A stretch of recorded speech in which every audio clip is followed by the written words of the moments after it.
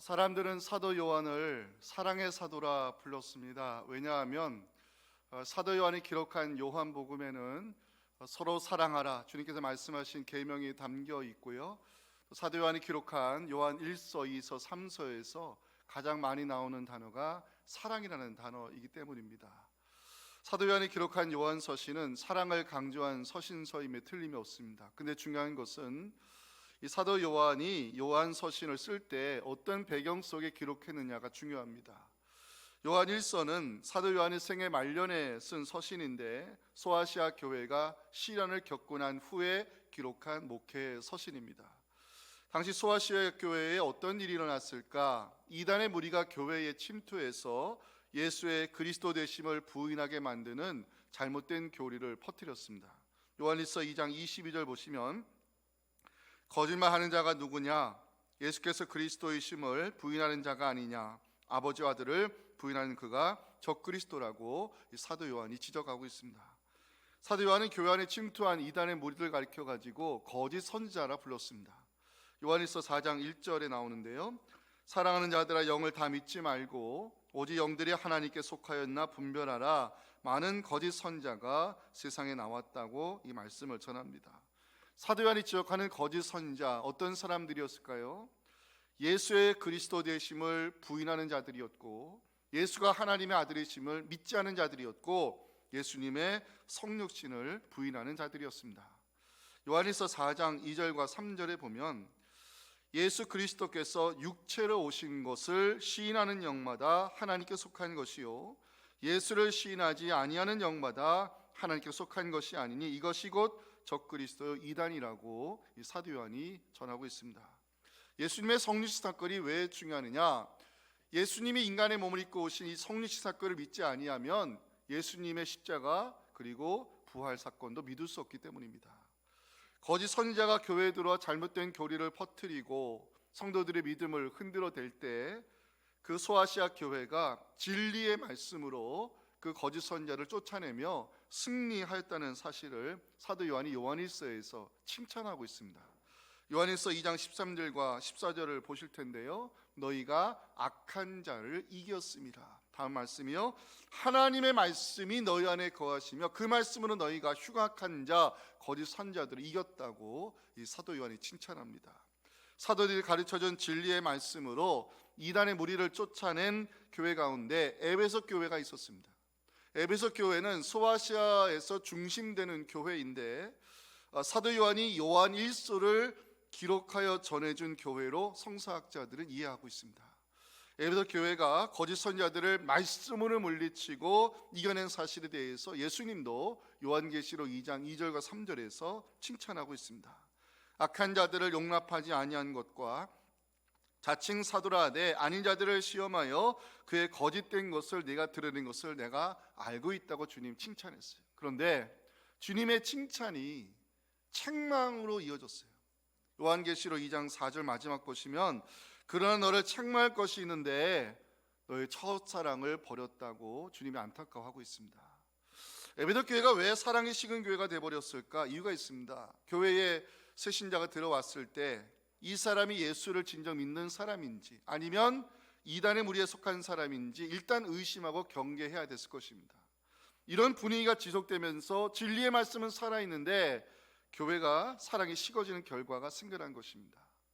성령의 도우심으로 소아시아 교회는 거짓 선지자들, 이단의 무리들을 쫓아내고 교회를 지켜냈지만 그 과정에서 성도들 간의 관계가 냉랭해지고 교회다움을 이뤄가고 있었던 것입니다. 이것을 지켜본 사도 요한이 요한 1서를 기록하면서 서로 사랑할 것을 권면하면서 교회다움을 회복하라고 오늘 7절, 8절에서 전해주고 있습니다. 함께 읽어봅니다. 사랑하는 자들아 우리가 서로 사랑하자. 사랑은 하나님께 속한 것이니 사랑하는 자마다 하나님으로부터 나서 하나님을 알고 사랑하지 아니하는 자는 하나님을 알지 못하나니 이는 하나님은 사랑이심이라. 아멘. 왜 우리가 서로 사랑해야 될까? 그 이유를 9절과 10절에서 사도 요한은 이렇게 전합니다. 하나님의 사랑이 우리에게 이렇게 나타난 바 되었으니 하나님이 자기의 독생자를 세상에 보내심은 그로 말미암아 우리를 살리려 하심이라. 사랑은 여기 있으니 우리가 하나님을 사랑한 것이 아니요 하나님이 우리를 사랑하사 우리 죄를 속하기 위하여 화목제물로 그 아들을 보내셨다고 이 사도 요한이 말씀을 기록하고 있습니다. 십자가에 나타난 하나님의 사랑을 아는 자로서 우리가 서로 사랑함이 마땅하다고 이 사도 요한이 11절에서 증거하는데 오늘 설교 제목입니다. 함께 읽어봅니다. 사랑하는 자들아, 하나님이 이같이 우리를 사랑하셨은즉 우리가 서로 사랑하는 것이 마땅하도다. 아멘. 오늘 우리가 사순절 두 번째 주일을 맞이하면서 우리가 서로 사랑하는 것이 마땅하도다, 이 제목까지 말씀을 나눌 때 하나님의 사랑을 아는 자로서 서로 사랑하며 아름다운 믿음의 공동체 함께 세워가는 우리 모두가 될 수 있기를 주님의 이름으로 축원합니다. 우리 첫째 메시지 함께 읽어봅니다. 시작. 성도는 서로 사랑함으로 하나님의 본질에 동참해야 한다는 사실입니다. 사도 요한은 소아시아 교회에 속한 성도들에게 서로 사랑할 것을 권면하면서 우리가 사랑해야 되는 이유를 신학적 바탕에 근거를 두고 제시를 합니다. 왜냐? 윤리가 없는 신학은 열매가 없고요, 신학이 없는 윤리는 뿌리가 없기 때문에 그렇습니다.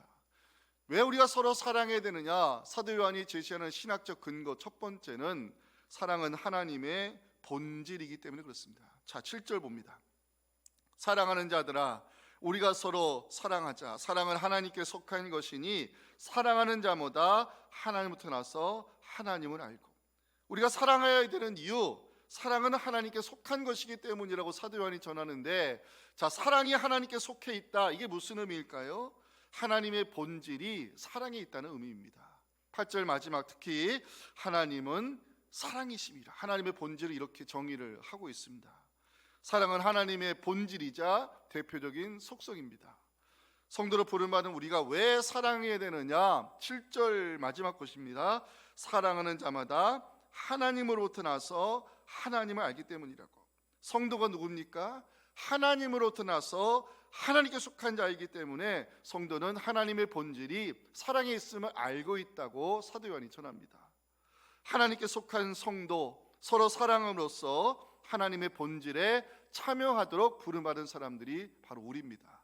자, 베드로후서 1장 4절 말씀에 여러분들이 꼭 기억해야 될 중요한 표현 하나가 나와요. 신성한 성품. 하나님의 성품을 가리키죠. 우리 모두는 신성한 성품에 참여하도록 부름받은 성도입니다. 자, 성도는 하나님의 거룩한 성품에 참여하도록 부름받은 사람인데, 우리가 어떻게 신의 성품에 참여할 수 있을까? 사랑함으로 가능하다는 것이 사도 요한이 제시하는 말씀입니다.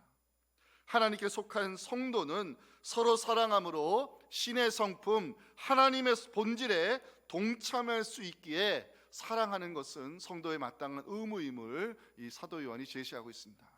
두 번째로 왜 우리는 서로 사랑해야 되느냐? 사도 요한이 제시하는 두 번째 신학적 근거는 십자가에 나타난 하나님의 사랑 때문입니다.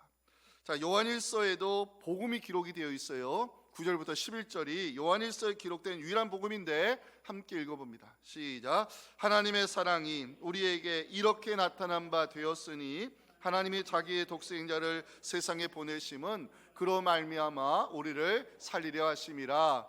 사랑은 여기 있으니 우리가 하나님을 사랑한 것이 아니요 하나님이 우리를 사랑하사 우리 죄를 속하기 위하여 화목제물로 그 아들을 보내셨음이라. 사랑하는 자들아, 하나님이 이같이 우리를 사랑하셨은즉 우리도 서로 사랑하는 것이 마땅하도다. 자, 펜 갖고 계신 분들 펜 드시고 표시해 주세요. 9절 이렇게, 10절 여기, 11절 이같이, 중요한 단어들입니다. 사도 요한은 하나님의 사랑이 이렇게 나타났다고, 하나님의 사랑이 여기 있다고, 하나님이 우리를 이같이 사랑하셨다고 증거합니다. 사도 요한이 전하고자 하는 것이 무엇인지 아십니까? 십자가에 나타난 하나님의 사랑입니다. 이 십자가에 나타난 하나님의 사랑, 구체적으로 살펴보기를 원합니다. 첫째는 대가를 치르는 사랑입니다. 9절 보시면 하나님 우리를 살리기 위하여 독생자를 보내셨다고 성경이 증거합니다. 10절 하나님 우리를 사랑하시는데 우리의 죄를 속하기 위해 그 아들을 화목제물로 보내주셨다고 사도 요한이 전합니다. 하나님 우리를 사랑하시는데 말로만 사랑하는 것이 아니었다는 것입니다. 우리를 사랑하신 하나님은 우리를 살리기 위하여 독생자를 보내셨고 우리의 죄를 속하기 위해 그 아들을 화목제물로 내주셨다고 성경은 증거합니다. 이것이 성경이 증거하는 복음이고 십자가에 나타난 하나님의 사랑입니다. 피를 흘리지 않는 사랑은 사랑이 아니라는 말이 있습니다. 진정한 사랑에는 그에 대한 대가를 치르는 희생이 따라와야 된다는 의미일 것입니다. 독생자 예수 그리스도를 저주받은 나무에 달아놓으신 분은 하나님이십니다. 하나뿐의 아들을 우리의 죄를 속하기 위한 화목제물로 내주신 분도 하나님이십니다. 왜? 우리를 사랑하시기 때문이라고 사도 요한은 전하고 있습니다. 두 번째, 십자가의 사랑을 어떻게 표현할 수 있을까요? 일방적인 사랑입니다. 10절 보시면 우리가 하나님을 사랑한 것이 아니고 하나님이 우리를 사랑하셨다고 성경은 전하고 있어요. 우리가 하나님을 사랑하기 때문에 하나님 우리를 사랑한 것이 아니라 하나님을 사랑하지 않는 우리를 사랑하신 분이 하나님이라고 성경은 증거하고 있는 것입니다. 하나님의 사랑은요, 조건부적인 사랑이 아니라 일방적인 사랑입니다. 우리가 살아가는 세상을 가만히 분석해 보면 인간관계가 거의 다 조건부로 되어 있어요. 나에게 도움이 되는 사람, 나에게 유익이 되는 사람, 그 사람들한테 우리는 잘해줍니다. 왜? 도움이 되고 유익이 되니까. 그런데 나를 사랑하지 않는 사람, 그런 사람을 우리가 사랑하기는 참 어렵다는 것이 현실을 살아가는 우리의 인정입니다. 하나님의 사랑이 위대한 것은 우리가 하나님을 사랑하지 않았음에도 우리를 일방적으로 사랑하셨다는 것입니다. 그 하나님의 일방적인 사랑이 먼저 사랑으로 다가왔음을 사도 요한은 19절에서 이렇게 전하고 있어요. 우리가 사랑하면 그가 먼저 우리를 사랑하셨습니다. 이 먼저라는 단어를 동그라미 치시면 더 은혜가 되지 않을까 생각됩니다. 우리를 사랑하시는데 일방적으로 사랑하시고 먼저 사랑해 주신 그 하나님께 감사의 고백을 드리는 우리 사순절의 예배자들 되시길 바랍니다. 세 번째, 우리 십자가에 나타난 하나님의 사랑을 어떻게 표현할 수 있을까요? 자격 없는 자를 사랑하시는 하나님을 우리가 여기서 고백할 수 있습니다. 8절 마지막 보시면 사도 요한은 하나님의 본질, 그 하나님의 캐릭터를 이렇게 정의하잖아요. 하나님은 사랑이시라고. 자, 여기에 나오는 사랑이 아가페입니다. 들어보셨죠? 아가페. 무슨 뜻이냐 아십니까? 자격이 없는 자, 받을 자격이 없는 자에게 베푸시는 신적인 사랑, 이게 바로 아가페 사랑입니다. 아가페의 사랑은 조건이 없는 언컨디셔널, 무조건적인 사랑이라는 것입니다. 아가페의 사랑은 받을 자격이 없는 자에게 베푸시는 하나님의 사랑입니다. 생각해 봤습니다. 우리가 가는 하나님의 사랑을 받을 자격이 있을까? 아무리 생각하고 고민해도 없다는 것이 정답입니다. 근데 하나님은 자격 없는 우리를 사랑하셨다고 성경은 말씀합니다. 이제 세 군데 말씀을 읽을 텐데요, 여러분들 이 말씀들을 이 사순절 이번 주간에 좀 많이 묵상하셨으면 좋겠어요. 첫 번째 로마서 5장 6절 말씀을 함께 읽겠습니다. 시작. 우리가 아직 연약할 때에 기약대로 그리스도께서 경건하지 않은 자를 위하여 죽으셨도다. 우리가 아직 연약할 때에 그리스도께서 경건하지 않은 우리를 위하여 죽으셨다고 성경은 기록합니다. 생각해보면 우리는 연약한 존재입니다. 죄의 유혹에 쉽게 넘어지고 욕심 따라 살면서 죄만 짓고 있습니다. 경건의 모양은 있지만 우리 안에 이 내면을 들여다보면 악한 생각, 음란, 시기, 질투, 비난, 교만, 자기의로 가득 차 있습니다. 연약한 우리를 주님께서 십자가에 죽어주심으로 하나님의 사랑을 보여주셨다고 로마서는 말씀하고 있습니다. 두 번째 말씀은 로마서 5장 8절입니다. 함께 읽어봅니다. 우리가 아직 죄인 되었을 때에 그리스도께서 우리를 위하여 죽으심으로 하나님께서 우리에 대한 자기의 사랑을 확증하셨느니라. 아멘.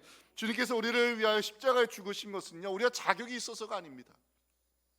주님은 우리의 죄를 대속하기 위해 희생양으로 죽으셨고 우리의 허물을 덮어주기 위해 십자가에서 피를 쏟아주셨습니다.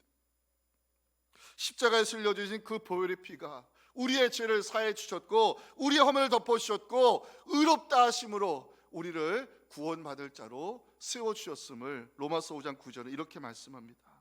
그러면 이제 우리가 그의 피로 말미암아 의롭다 하심을 받았으니, 그의 피로 말미암아 의롭다 하심을 받았으니 그 피가 우리를 구원에 이르게 했다고 로마서는 기록하고 있습니다. 십자가에서 흘리신 예수의 피가 바로 우리의 구원이 되었음을 꼭 기억해 주시기 바랍니다. 마지막 로마서 5장 10절 말씀 읽겠습니다. 시작. 곧 우리가 원수 되었을 때에 그의 아들의 죽으심으로 말미암아 하나님과 화목하게 되었은즉 화목하게 된 자로서는 더욱 그의 살아나심으로 말미암아 구원을 받을 것이니라. 아멘. 우리가 원수 되었을 때에도 하나님은 그 아들의 죽음을 통하여 우리와 화목의 관계를 이루으셨다고 이 사도 바울은 고백하고 있습니다. 로마서를 기록한 사람이 바로 그리스도의 원수처럼 살았던 사도 바울입니다. 이 사도 바울이 다메섹 도상에서 부활의 예수를 만난 이후에 로마서를 기록했습니다. 연약하여 죄 가운데 넘어질 때도 그리스도께서 나를 위해 죽으셨다고 사도 바울은 고백합니다. 죄인 되었을 때에도 그리스도께서는 십자가에 죽어주심으로 하나님의 사랑을 나에게 보이셨다고 간증을 하고 있습니다. 원수 되었을 때에도 주님은 십자가에 죽어주심으로 그 죽음 때문에 내가 하나님과 화목관계를 이룰 수 있었다고 로마서를 기록하고 있습니다. 말씀 묵상하며 질문을 던져봤습니다. 우리가 누구를 사랑한다고 해서 내 사랑하는 자식을 희생제물로 내놓을 수 있을까? 자격 없는 사람을 위해서 내 사랑하는 자녀를 대신 죽게 할 수 있을까? 우리는 절대 그렇게 할 수 없습니다. 그런데 하나님이 그렇게 하셨다고 사도 요한은 9절에서 하나님의 사랑이 이렇게 나타난 바 되었다고, 10절에서 사랑은 여기 있다고, 11절에서 하나님이 이같이 우리를 사랑하셨다고 전하고 있습니다. 사랑하는 성도 여러분, 하나님은 우리를 살리기 위해서 하나뿐인 아들을 십자가에 달려 죽게 하셨습니다. 하나님은 자격 없는 우리를 일방적으로 사랑하셨고 먼저 사랑으로 다가오셨습니다. 십자가에 나타난 하나님의 사랑을 아는 자로서 서로 사랑함이 마땅함을 기억하시고 사랑을 통해서 십자가의 사랑을 증거하는 우리의 믿음이 되었으면 좋겠습니다. 두 번째 메시지 함께 읽어볼까요? 시작. 성도는 빚진 자의 의식을 가지고 행함과 진실함으로 사랑해야 한다는 사실입니다. 사도 요한은 우리가 서로 사랑하는 것이 마땅하다고 11절에서 강조를 하고 있잖아요. 사랑하는 자들아, 하나님이 이같이 우리를 사랑하셨은즉 우리도 서로 사랑하는 것이 마땅하도다. 이 마땅하도다 찾아봤습니다. 헬라어로 빚을 진 채무자가 채권자에게 당연히 갚아야 될 책임, 이런 의미입니다. 사도 요한이 마땅하도다 이 단어를 사용하는 이유가 뭘까요? 성도는 십자가에 나타난 하나님의 사랑을 아는 자가 되었기 때문에 그렇습니다. 그러면 하나님의 사랑을 아는 자로서 우리가 어떻게 사랑을 실천할 수 있을까? 세 가지 말씀드리고 설교 마칩니다. 첫째는 행함과 진실함으로 사랑하는 것입니다.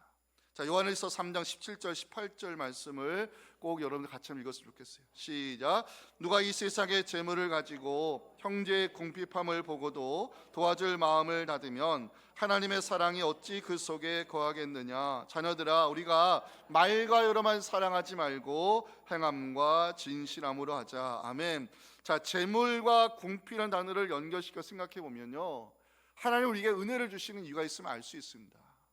재물은 다른 형제의 부족함을 메꾸는 도구로 하나님이 주신 것입니다. 재물을 쌓아놓으면 독이 됩니다. 하지만 그 재물을 흘려보내면 하나님이 새 은혜로 채워주실 줄 믿으시기 바랍니다. 우리 각자에게는요, 메고 있는 배낭이라는 것이 있습니다. 쌓아놓기만 하는 썩은 배낭이 될 것이냐, 아니면 낡아지지 아니하는 배낭이 될 것이냐, 그 선택은 우리에게 달려있는 것입니다. 누가복음 12장 33절 말씀을 꼭 기억해 주시면 좋겠어요. 너희 소유를 팔아 구제하여 낡아지지 아니하는 배낭을 만들라. 곧 하늘에 둔 바 다함이 없는 보물이니 거기는 도둑도 없고 좀도 먹는이 없다고 주님 말씀했어요. 왜 우리는 낡아지지 아니하는 배낭을 메야 될까요?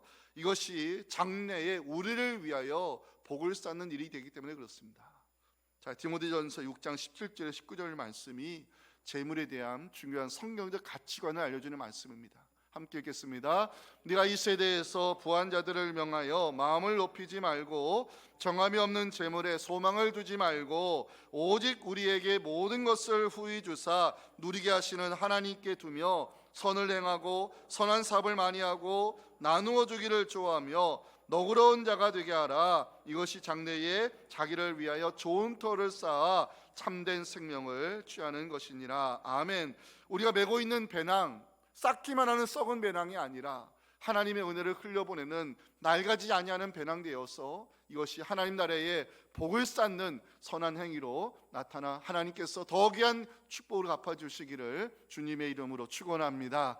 어떻게 하면 우리가 서로 사랑을 실천할 수 있을까? 눈에 보이는 형제를 사랑하라고 20절에서 사도 요한이 권면하고 있습니다. 20절 함께 읽어봅니다. 시작. 누구든지 하나님을 사랑하노라 하고 그 형제를 미워하면 이는 거짓말하는 자니 보는 바 그 형제를 사랑하지 아니하는 자는 보지 못하는 바 하나님을 사랑할 수 없느니라. 아멘. 하나님을 사랑하십니까? 형제 사랑으로 보여주시기 바랍니다. 형제를 사랑하지 않는 자 하나님을 사랑한다 말할 수 없는 것입니다. 사도 요한은 하나님 사랑을 실천하는 방안으로 눈에 보이는 형제를 사랑하라고 권면하고 있습니다. 하나님을 사랑한다 말하면서 보이는 형제를 미워하는 것은 그는 믿는 자의 모습이 아닙니다. 보이는 형제를 사랑하지 아니하는 자는 보이지 아니하시는 하나님도 사랑할 수 없다 말할 수 있는 것입니다. 기억하실 것은 하나님 사랑과 형제 사랑이 서로 연결이 되어 있다는 것입니다. 하나님을 사랑한다면 그 하나님 사랑이 바로 형제 사랑, 눈에 보이는 형제를 사랑함으로 나타나야 한다는 것이 마땅함을 사도 요한은 강조하고 있습니다.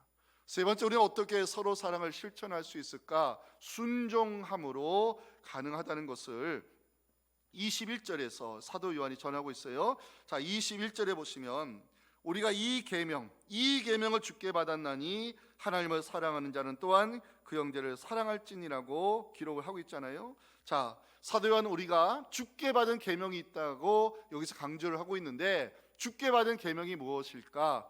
요한복음 13장 34, 35 유명한 말씀 아닙니까? 오늘 마지막 읽을 말씀입니다. 함께 읽겠습니다. 새 계명을 너희에게 주노니 서로 사랑하라. 내가 너희를 사랑한 것 같이 너희도 서로 사랑하라. 너희가 서로 사랑하면 이로써 모든 사람이 너희가 내 제자인 줄 알리라. 아멘.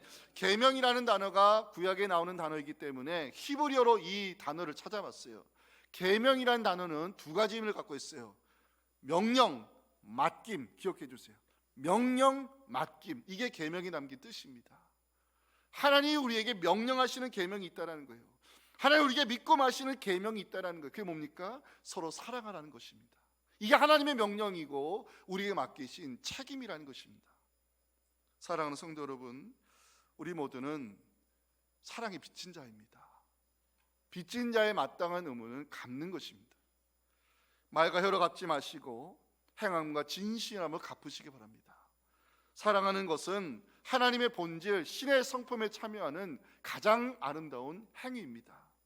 순종하는 마음으로 서로 사랑하는 그 계명을 함께 지켜 서로 사랑함으로 하나님 보시기에 아름다운 믿음의 공동체 함께 세워가는 우리 모두가 될 수 있기를 주님의 이름으로 축원합니다. 하나님 아버지 감사합니다. 경쟁 사회 속에서 남을 이겨야 내가 살아남는 이 험악한 세상 속에서 하나님 우리를 교회 지체로 불러주셨고 서로 사랑하라고 이 귀한 계명을 우리에게 맡겨주셨습니다. 하나님을 사랑한다 말하면서 우리가 말로만 사랑하는 것은 아닌지 우리를 돌아보게 도와주셔서 행함과 진실함으로 사랑하게 도와주시옵시고 하나님 주신 은혜를 그 다른 형제의 부족함을 메꾸는 도구로 쓸 수 있는 낡아지지 않은 배낭을 메고 사는 우리의 인생이 되게 하여 주시옵소서. 눈에 보이는 형제를 사랑하게 도와주시옵시고 순종함으로 그 계명을 지켜나갈 때 서로 사랑하는 우리 성도들을 통해서 하나님 보시기에 정말 아름다운 믿음의 공동체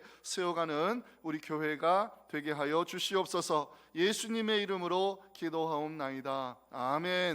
지금 우리를 살리기 위해서 십자가의 제물이 되어 모든 것을 쏟아주신 우리 구주 예수님의 은혜와 서로 사랑하는 우리를 통해 아름다운 믿음의 공동체가 세워지기를 기대하고 계시는 하나님 아버지의 크신 사랑과 성령의 역사하심이 오늘 주신 이 귀한 말씀을 가지고 이 귀한 믿음의 공동체 안에서 말과 말이 아닌 행함과 진실함으로 눈에 보이는 형제를 사랑하며 순종하며 이 계명을 지켜 아름다운 믿음의 공동체에 함께 세워가기를 소망하는 우리 사랑하는 성도들의 이 귀한 믿음과 자녀들의 신앙과 우리 섬기는 교회 위에 지금부터 영원토록 함께 하시기를 간절히 축원하옵나이다.